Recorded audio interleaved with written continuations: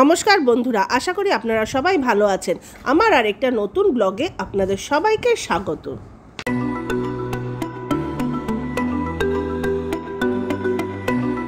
এখন ভোর 6টা আর আমাদের হোটেলের সামনে গাড়ি চলে এসছে। আমরা এখন বেরোবো বালাসোরের সাইট সিন করতে।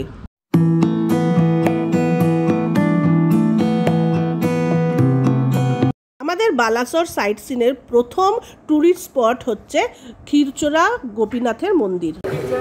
আমরা এখন ক্ষীরচোরা গোপীনাথ মন্দিরের সামনে, চলুন আপনাদের ভিতরটা দেখাই।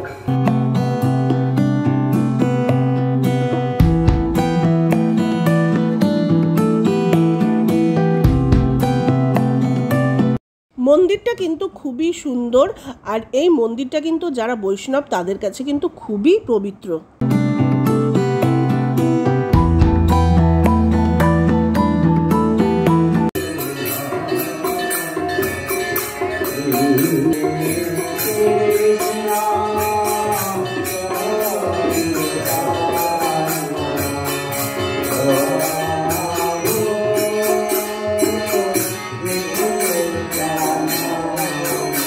এই মন্দিরের দেওয়ালে শ্রীকৃষ্ণের বাল্য জীবনী প্রদর্শন করানো হয়েছে।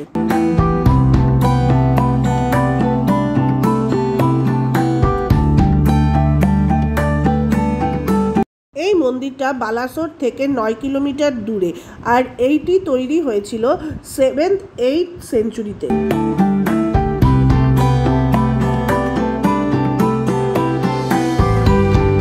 বাল্যকালে শ্রীকৃষ্ণ যে ননি চুরি করে খেত তার কাহিনী এখানে তুলে ধরা হয়েছে।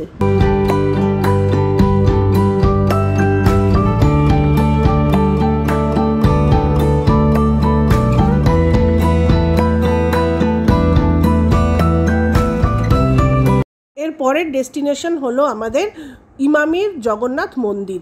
আমরা এখন ইমামি জগন্নাথ মন্দিরের সামনেই দাঁড়িয়ে আছি, চলুন ভিতরে যাই। এই মন্দিরে যেতে গেলে বালাসোর শহর থেকে মোটামুটি 30 মিনিট সময় লাগে। বালাসোর থেকে এর দূরত্ব হচ্ছে 7 কিলোমিটার।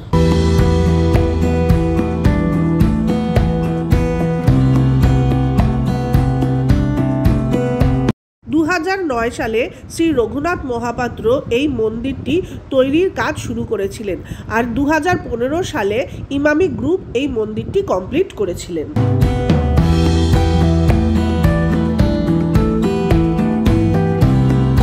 পুরীর যে জগন্নাথ মন্দির আছে না, ঠিক তার মতোই এই মন্দিরটা তৈরি করা হয়েছে।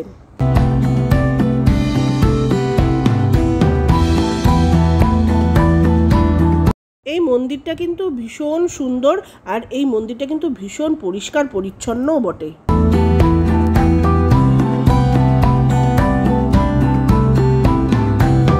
চলুন মন্দিরের ভিতরে যাই আর জগন্নাথ দেবের দর্শন করে আসি।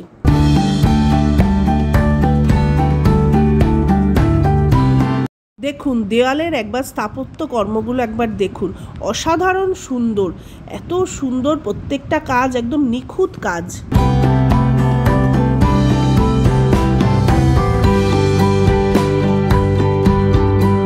এখানে বিষ্ণুর বিভিন্ন অবতারের কাহিনী বর্ণিত আছে।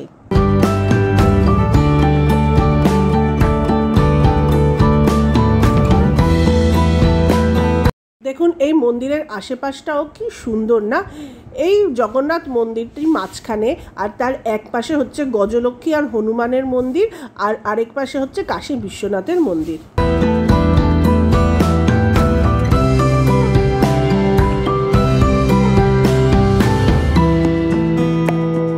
সম্প্রতি এই মন্দিরটিকে ইউনেস্কো ওয়ার্ল্ড হেরিটেজ সাইটের মধ্যে অন্তর্ভুক্ত করা হয়েছে।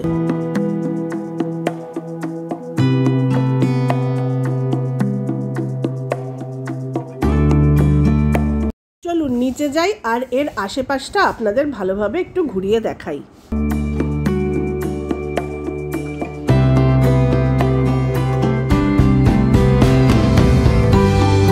এই মন্দিরে প্রবেশের সময় হলো সকাল 6টা থেকে বিকেল 8টা পর্যন্ত।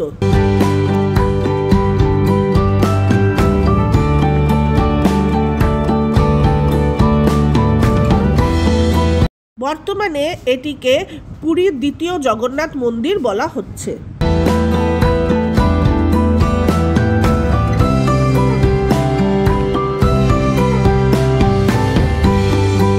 দেখুন পাশ থেকে কি সুন্দর লাগছে না দেখতে মন্দিরটা।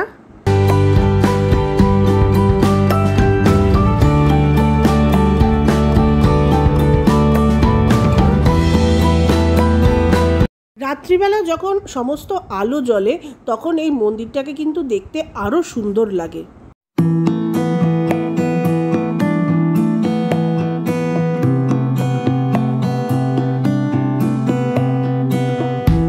আমাদের এখানকার জগন্নাথ দর্শন হয়ে গেছে, এবার আমরা যাব আমাদের নেক্সট ডেস্টিনেশনে।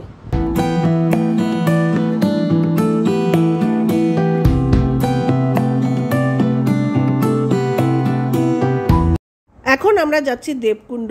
এটি হচ্ছে সতীর 51তম পীঠ।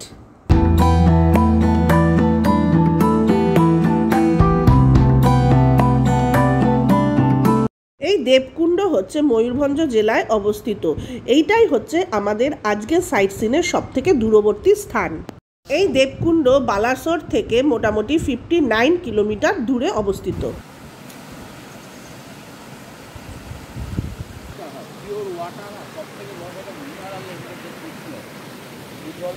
শিমলিপাল ন্যাশনাল পার্কের একটা অংশে এই দেবকুণ্ড অবস্থিত।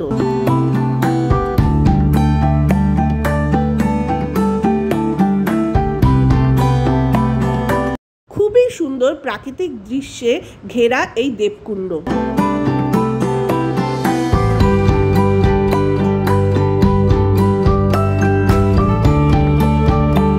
এই স্থানটা ঘন জঙ্গলে মোড়া। এখানে যেমন পাখির কিচিরমিচির আওয়াজ শুনতে পারবেন, সেরকম ঝিঝি পোকার ঝিঝি আওয়াজও উপভোগ করতে পারবেন। আর তার সঙ্গে ঝর্ণার জলের একটা কলকল সুন্দর আওয়াজ আপনারা সেটাও উপভোগ করতে পারবেন।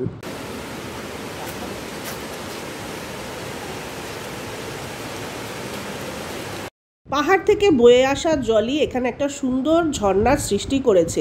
আর এর জলটা এত ঠান্ডা, এত সুন্দর।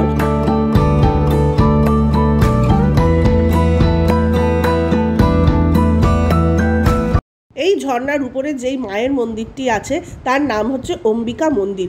এই মন্দিরে যেতে গেলে মোটামুটি 300-র মতো সিঁড়ি পার হতে হয়।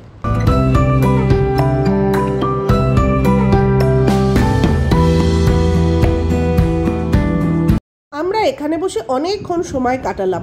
ওই যে দেখছেন ঝর্ণার উপরে যেই মন্দিরটা, ওইটাই হচ্ছে অম্বিকা মন্দির।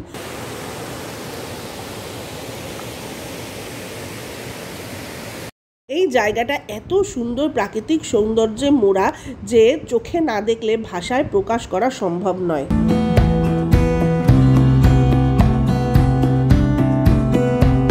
এবার আমাদের এখান থেকে বেরোনোর পালা। যেতে যেতে একটা কথা বলে দিই, এখানে আসতে গেলে কিন্তু 2টোর মধ্যে আসতে হবে, না হলে কিন্তু এখানে ঢুকতে দেবে না।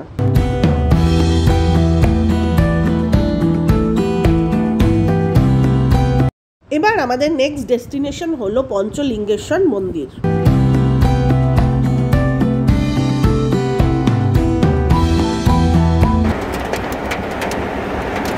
দেখুন যেতে যেতে কি অবস্থা, প্রচণ্ড ঝড় বৃষ্টি শুরু হয়ে গেছে।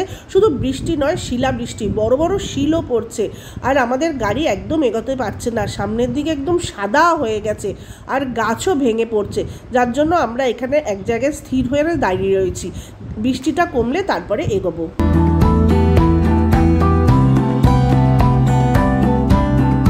আমরা এখন পঞ্চলিঙ্গেশ্বর মন্দিরে চলে এসেছি। দেখুন কি অবস্থা ঝড় বৃষ্টিতে, দোকানপাট সব বন্ধ হয়ে গেছে। এই যে এখন আমাদের সিঁড়ি বেয়ে উঠতে হবে অনেক উঁচুতে।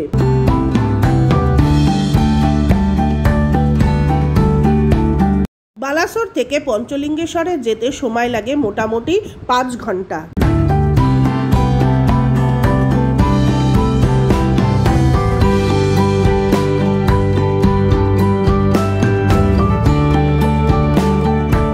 এখানে মোটামুটি 250টা সিঁড়ি আছে। 250টা সিঁড়ির পরে তারপরে গিয়ে মন্দিরটা।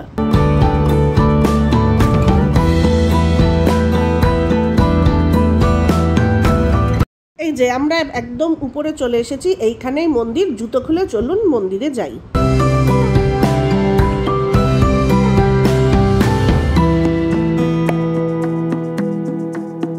এখানে দোকান আছে, এখান থেকে প্রসাদ, ফুল, মালা, ধূপকাঠি এইসব কিনে তারপরে আবার নিচে নামতে হয়, সেখানেই হচ্ছে আসল মন্দির।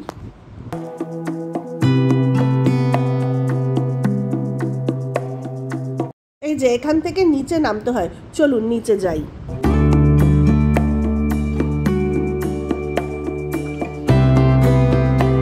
এখানে শিবের পুজো দেওয়া হয়, ঠাকুরমশাইরা সবসময় এখানে থাকেন।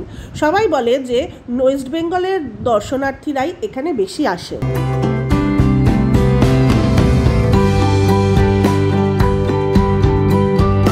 এই ঝর্ণাটা আছে না, এর নিচে 5টা শিবলিঙ্গ আছে, একটা বড় আর 4টে ছোট।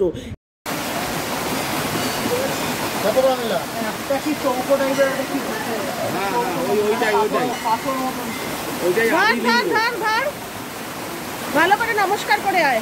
এই 5টা শিবলিঙ্গ নিজে থেকেই তৈরি হয়েছে। এই 5টা শিবলিঙ্গের জন্যই এই জায়গাটার নাম হয়েছে পঞ্চলিঙ্গেশ্বর।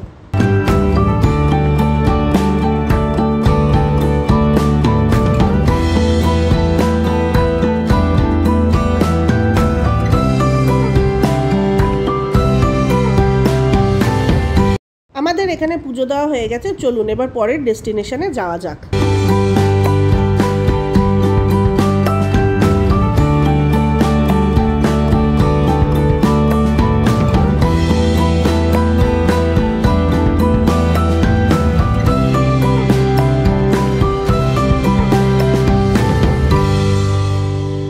আমরা এখন এসেছি নীলগিরির জগন্নাথ মন্দিরে। এই মন্দিরটি তৈরি করা হয়েছিল নীলগিরির রাজা হরিশ্চন্দ্রের রাজত্বকালে।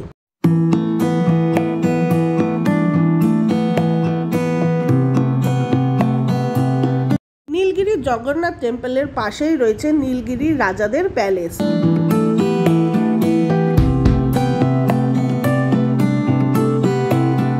বালাসোর থেকে এই প্যালেসে আসতে মোটামুটি সময় লাগে 35 মিনিটস বা 35 মিনিট। এই নীলগিরি জগন্নাথ মন্দির আর প্যালেসই ছিল আমাদের লাস্ট ডেস্টিনেশন। এবার আমরা ফিরবো চাঁদিপুরের পান্থনিবাসে, যেখানে আমরা আছি। আমরা এই ট্যুরটা করেছিলাম পান্থনিবাসের থ্রুতে, যার খরচা পড়েছিল 4000 টাকা। তাহলে এখানেই আমি আজকের আমার ব্লগটা এন্ড করছি। আশা করি আপনাদের এই ব্লগটা ভালো লেগেছে। যদি ব্লগটা ভালো লেগে থাকে তাহলে অবশ্যই একটি লাইক করবেন, শেয়ার করবেন, কমেন্ট করবেন আর আমার চ্যানেলটা সাবস্ক্রাইব করার অনুরোধ রইল। ধন্যবাদ।